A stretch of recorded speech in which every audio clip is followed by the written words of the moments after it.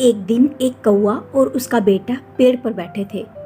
कौवे का बेटा उसके पिता को बोला, पापा मैंने आज तक सभी प्रकार की मछलियाँ खाई है, पर 2 पैर वाले इंसान का मांस कभी भी नहीं खाया। पापा कैसा स्वाद होता है इस 2 पैरों वाले जीव के मांस का।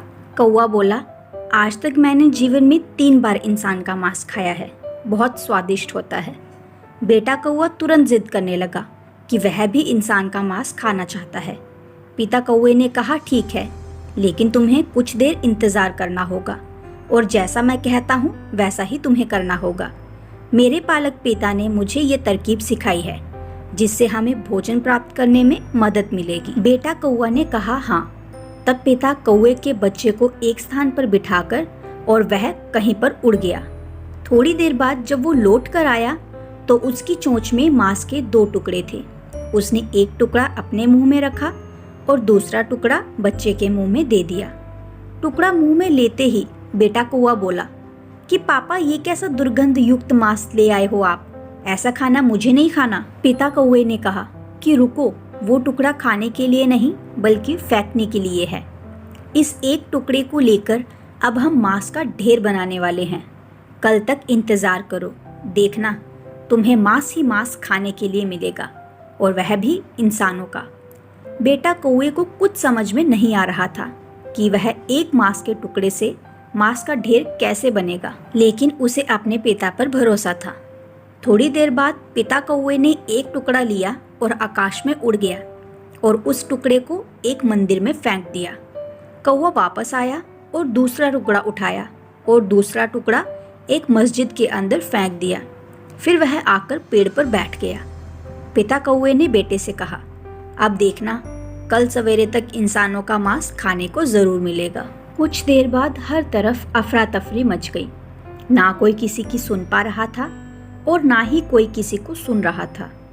केवल धर्म के ही बारे में आवाजें उठ रही थी। धर्म के नाम पर खून बहाया जा रहा था।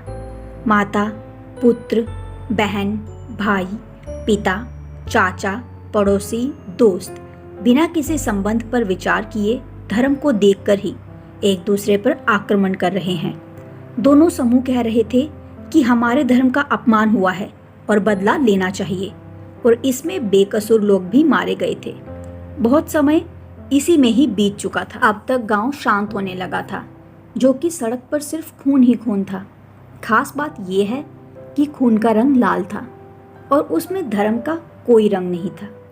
वह एक ही धर्म का पालन करते थे, वह तरलता का था।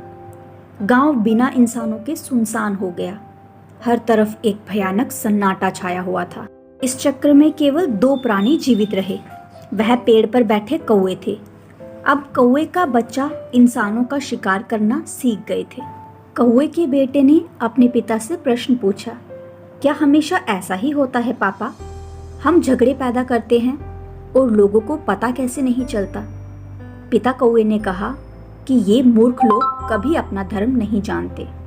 इंसानियत पीछे रह जाती है और वह जो नहीं करना चाहिए वह करते हैं, और हम जैसे उनका फायदा उठाते हैं।